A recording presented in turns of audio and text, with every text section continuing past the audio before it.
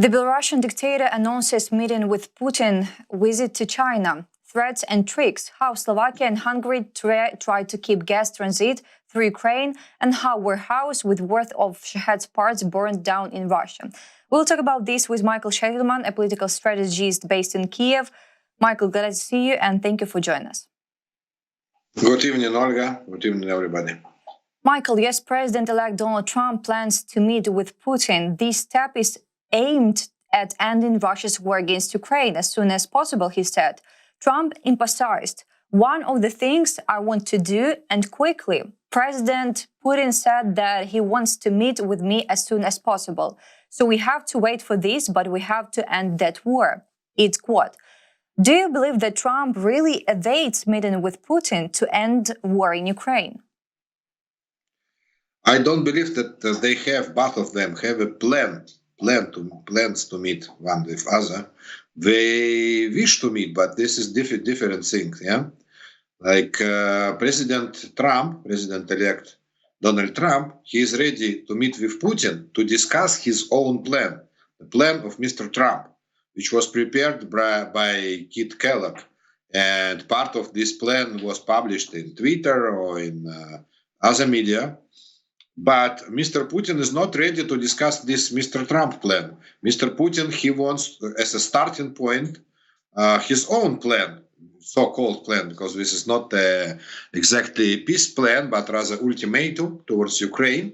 And Mr. Putin has the list of wishes, of Russian wishes, like you should withdraw your troops from half of Ukraine, for example, from your cities and evacuate your huge cities, and dismiss your wish for NATO from your constitution, for example, and to stop sanctions against Russia. And this is very long list. To cut your army, for example. So this is two different starting points. Starting point of Mr. Trump and starting point of Mr. Putin.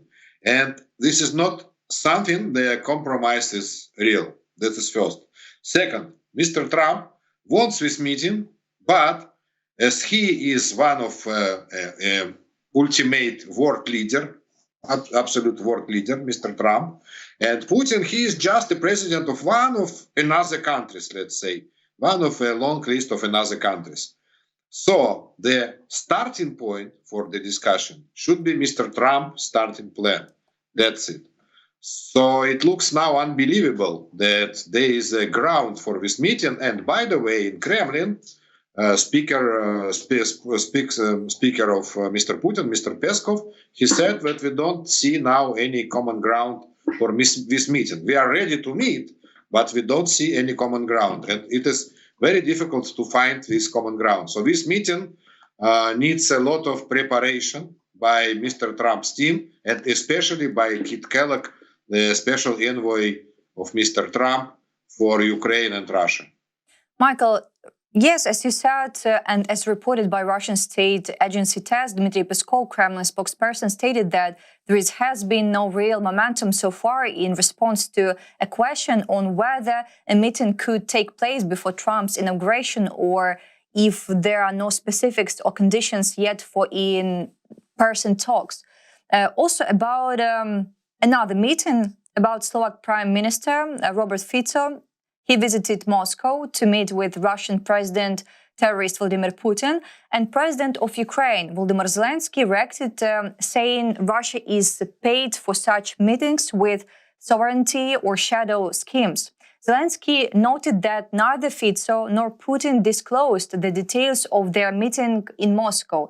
This is because they simply cannot say anything about what they discussed at the meeting. They are probably afraid of the public reaction. What's Fico's key goal with Russia now? How do you think? No, we're not afraid, because Mr. Fico, Prime Minister of Slovakia, he won an election with the ideas of being close friends with Russia and to continue business with Russia as usual. It was the ideas of Mr. Fico. And he's proud to meet with Mr. Putin. And he himself published some selfie with Mr. Putin in his social networks. I mean, Robert Fico. So for Robert Fico, it is still big deal to meet with great leader, Mr. Putin. Before a full-scale war between Ukraine and Russia, meeting with Mr. Putin, it was really something which has a prestige for small countries like Slovakia. And a lot of world leaders of small countries, we used these meetings like to say, okay, you see, I'm in the same league like Mr. Putin. I could bring just the well-known example of Prime Minister of Israel, Benjamin Netanyahu, who used in his election campaign pictures of himself with Mr. Putin. And the motto was Benjamin Netanyahu is Premier League. So that meant that if Putin meets you, so you are from Premier League, and Mr. Putin is also from Premier League. But Robert Fico, he didn't pay attention that situation just changed, and the political field has changed, the geopolitical field. And now Mr. Putin is not one of world leaders, not the Premier League. Now Mr. Putin is, how to say that, he is one of rather losers, world losers league, not the world strongman league. And outcast. Oh, that's a good word is outcast. He's from outcast league, together with some Cuba, for example, leaders, or Nicaragua, or Equatorial Guinea. So this is the list of people who meets with Mr. Putin. And Russia, I heard that Mr. Zelensky said that it pays with sovereignty, but really Russia pays money for these meetings. For example, really, they pay the money to world leaders to meet Mr. Putin. I mean, to leaders of small countries, because they want to make the picture like, okay, the business as usual. Yeah, this meeting, just the meeting which was yesterday, had also some concrete goal, not only just for image and just for the picture, but concrete goal is to discuss supply of gas, of Russian natural gas, to Slovakia and to Europe. As we know, as everybody knows, that Russian supply of gas almost cut towards Europe. It was cut by pipelines, and it was almost cut by other measures. But the only pipeline which worked, it was the pipeline which goes through Ukraine and afterwards to Slovakia, to Europe. And from January 1st, Ukraine stops this pipeline because the agreement is just finished, the agreement between Russia and Ukraine. So Ukraine didn't stop that before because European partners, they asked not to stop this agreement. But now there is no reason to prolong this agreement between Russia and Ukraine. And Mr. Fico, he wants that. And he came to Russia, and then he came back. He said, Mr. Putin said me that he is ready to sell Russian gas to Europe. And the Slovakian prime minister waited for applause. Wow, great. You brought us the great news. Mr. Putin is ready to sell his gas to Europe. But all Western Europe and most of Eastern Europe, they just are not ready to buy cheap Russian gas or not cheap Russian gas because of political reason. And only a couple of countries, Slovakia, Hungary, and maybe Serbia, which is not part of European Union, they are ready to buy Russian gas now. So he didn't hear any applause for his news from Moscow. Michael, also I see that a protest took place in front of the Slovak government building in Bratislava on Monday in response to Prime Minister Robert Fico's trip to Moscow, where he met with Russian leader Vladimir Putin with terrorists. Reported by Slovak publication Actuality. And about details, the protest called Enough of Russia was organized by the public association Peace for Ukraine in response to Fico's meeting with Putin in the Kremlin. The organizers said Sunday's meeting between the Slovak Prime Minister and Putin strengthened Russian influence and promotes cooperation with Russia through the issue of gas transit, as you said. At the protest, the crowd shouted traitor at Fico and also former prime ministers and also Eduard Heger, as well as opposition leaders, artists, and Ukrainian refugees attended the protest. How do you think these can these protests affect anything or nothing? Like each protest in democratic state, because Slovakia is democratic state still. It is absolutely democratic state. And Robert Fico is democratically elected leader of Slovakia. And he's not dictator. And he was just elected last year or in 2022, in 2023. So he has an opposition in his country. He doesn't have 100% of support in his country. He has 50+% of support. And this is not only his party. His party, as I remember, they collected something like 30+% in election, but he has a coalition, etc., etc., etc. So he needs all the democratic procedure for all of his moves. So he is not very free in his moves. He can, for example, till now, Slovakia helps Ukraine in this war. At the beginning of the war, Slovakia supplied Slovakian weapon. But with Mr. Fico, Slovakia stopped to supply Slovakian weapon. But Slovakia is used as a logistics center for Western weapon. And Western weapon is supplied towards Ukraine through Slovakia.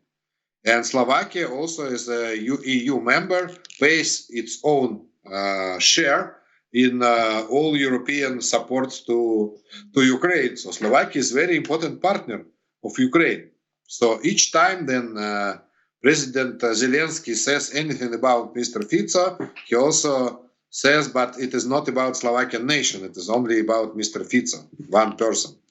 So yes, it is democratic procedure, and all of these protests could find some result in Slovakian parliament, for example, and Slovakian parliament vote for each question about financial aid to Ukraine or something like that, or about new agreement about gas. I just don't know who exactly the owner of pipelines in Slovakia, gas pipelines. So I can't say this is private owned or state owned, or this is private public partnership. So I just can't say who should sign this new agreement with Russia. And does Mr. Fico has any proxy to sign this, or he needs, for example, support of parliament? So yes, this protest could be part of parliamentary war against new agreement about gas with Russia. Michael, also the Belarusian dictator Alexander Lukashenko announced his upcoming meeting with Russian President Vladimir Putin and a visit to China, as he hosted a meeting on the development of mechanical engineering in Belarus. Belta has learned what might be the purpose of the visit, if we talk about Putin, Russia, and also if we talk about China. Putin, Russia, it is very easy because they meet once a month, approximately once a month. They have meetings. Mr. Putin and Mr. Lukashenko, where they are two leaders of this outcast union. I mean, if Mr. Putin is the great political outcast in the world, okay, we could compare just with Iranian government. So Mr. Lukashenko is a small outcast, which is small partner of big outcast of Mr. Putin. So they have everything in common. They together started this war, because the full-scale war started not only from Russian territory, but also from Belarusian territory. So Belarus is the participant of this war. And till now, Russians, they use Belarus territory for production of weapons, for production of shells, and we use Belarusian hospitals for their casualties, and they use a lot. And in Belarus, they manufacture some uniform for Russian units, for Russian military units. So Mr. Lukashenko, he is absolutely partner of Mr. Putin in this war. So we have really a lot to discuss each month. Regarding the visit to China, it is absolutely another story. Before a war, before full-scale war started, Belarus was very important partner of China, very important partner. It was probably the closest partner of China in Europe. We used Belarusian territory as a logistic hub for all the goods they supplied to Europe by train, not by sea, because the Belarus they don't have any sea; they are landlocked. But the train way towards Europe was crossed all the Belarus, and in Belarus, Chinese organization and Chinese government they opened the biggest manufacturing hub, which is called the Big Stone or something like that. This is around Minsk, and we have thousands of companies, Chinese companies, who produces their goods for Europe, and they brought there hundreds of thousands of Chinese workers. So Belarus was a huge partner. Now Belarus is also important partner for China, but not so big because of these problems of war, and this logistic became to be very expensive and very complicated, the logistic through Belarus. But still now, Chinese government, they use Belarusian territory as a hub of Chinese goods and Chinese manufacturing towards the European Union. So they have a lot of business relationship and an economical relationship. And I believe that China is the second biggest partner of Belarus after Russia. Michael, I also remember that Dmitry Medvedev, former president of Russia and deputy chairman of Russia's Security Council, met with Chinese President Xi Jinping in Beijing on 12th of December. During the talks, the Russian delegation once again voiced its ultimatum demands to Ukraine, with China providing a platform for their dissemination and also under the guise of advocating for peace. How do you think in this situation, can Lukashenko convey something from Putin and give something to Xi Jinping, for example, from Putin? No, it doesn't look like, because Mr. Lukashenko is too small figure in politics, and I believe that for very important questions, Putin can fly himself to Mr. Xi, and for less important question, he could send his employees or just call to Mr. Xi or to his assistants. No, Mr. Lukashenko, he has his own program, and he has his own, his own interest in China.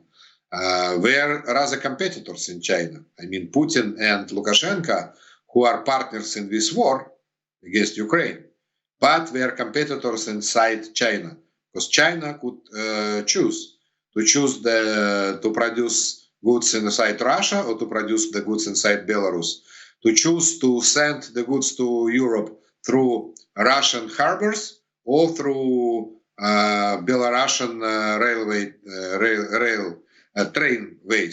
railways. Sorry. So they are competitors, economical competitors in this case. Michael, we heard interesting thing by NATO Secretary General Mark Rutte. He has said that sometimes the harsh criticism of German Chancellor Olaf Scholz by Ukrainian President Volodymyr Zelensky is unjustified. Rutte believes that what Scholz has done for Ukraine is impressive. And he said, I have often told Zelensky that he should stop criticizing Olaf Scholz because I think it is unfair. Rutte said in an interview with the German news agency DPA, excerpted by Spiegel. Do you agree with these thoughts about Scholz? I agree with Mr. Rutte, yeah, because, this is very hypothetical comparison, but let's hypothetically to compare two different situations. On February 24th, then Russia started its full-scale aggression against Ukraine. In reality, we had Mr. Scholz as a Chancellor of Germany. But in theory, if we had Angela Merkel as the Chancellor of Germany, would we get more help or less help? I believe that less help. I believe that Angela Merkel, during all of her presidency, this is not presidency, chancellor, it is something like that, yeah, she helped Ukraine less than Mr. Scholz. So obviously we have, and we also were very doubtful about Germany. When the war just started, we were doubtful if Germany will support help towards Ukraine, if Germany will support the sanctions against Russia, because Germany lost more than any other country in the world. From economic point of view, Germany, from these sanctions, after Russia, I mean, Russia lost more than any other country, but obviously, but on the second place is Germany, who, after these sanctions, stopped a lot of business relationship with Russia, and a lot of supply chain just changed, and a lot of energy doesn't go to Germany from Russia. So Germany is really the closest friend now and closest ally of Ukraine, together with US, UK, Scandinavia, etc. But without German support, we couldn't get the European Union support, because obviously Germany and France, they are two leaders of European Union, and Germany and France also support, and Italy, they started the process of joining Ukraine, joining European Union. This is also thanks to Mr. Scholz. And also, I don't believe that this criticism from Mr. Zelensky, I believe that this criticism is part of his job, of Mr. Zelensky's job, to criticize Western leaders for not enough support and for not enough supply of weapons, for example. Yeah, this is part of his job, and this is part of his tactic and strategy, and it somehow works. But on the last meeting in Kyiv, we saw Mr. Scholz and Mr. Zelensky on the common press conference, and I believe we are almost friends. As two persons, we understand one another very well. And we understand that, for example, Mr. Zelensky understands that this is Mr. Scholz's job not to supply us Taurus. And Mr. Scholz understands that this is Mr. Zelensky's job to ask again and again for Taurus. But I saw that this press conference was with very, very good spirits of friendship between not only Zelensky and Scholz, but also between Ukrainian and German nations. Michael, really, as you said, Scholz rejected the idea of transferring towers to Ukraine as he considers it a mistake. But we launch our drones and rockets, and we see huge explosions on Russian territory. And Defense Intelligence of Ukraine has reported that a warehouse containing parts of Shahed used by the Russian military to attack Ukraine has burned down in Russia and in Russian Special Economic Zone Alabuga. And it was reported by Defense Intelligence of Ukraine. Daily on Telegram, quote, there were 65 attack drone fuselage, as well as engines, navigation systems, thermal imaging cameras for the production of Shahed 136 pieces in the room. Everything was burned. What the consequences would be, in your opinion? And if we talk not only about this situation, about these huge explosions, but also in general. No, all of this huge explosion, this is only about 400 Shaheds, 400 units of Russian Iranian drones. And they produce, in average, 100 per day. So this was the production of 4 days, just 4 days.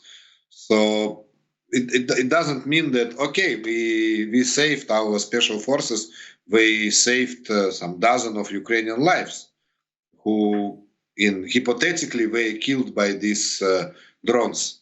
But it doesn't change the way of war we have. I believe that more changed the way of war we have is last Ukrainian attacks on Russian cities and Russian oil refineries, because during last weekend, we had more than 5 or 6 different attacks on very important points inside Russia. It was the biggest oil refactory in the region, in the border of Ukraine region, in Rostov. And this oil refinery just stopped working, absolutely stopped working. And exactly this refinery supplied Russian army and Russian tanks. So now we have long logistic because we should buy these from far away refineries. Another explosion was in chemical manufacturing, which manufactures some parts for Russian missiles also. It was also a huge explosion. And I could count and count and count, and I believe that Ukraine now, let's say, at least balanced this drones war, and Russia sends towards Ukraine about 100 drones per day, but Ukraine also sends about 100 drones per day towards Russia. So now we are balanced on this war, which is a very important factor. Michael, thank you for this conversation. As always, it was very interesting. Michael Sheitelman, a political strategist. Your dog is barking.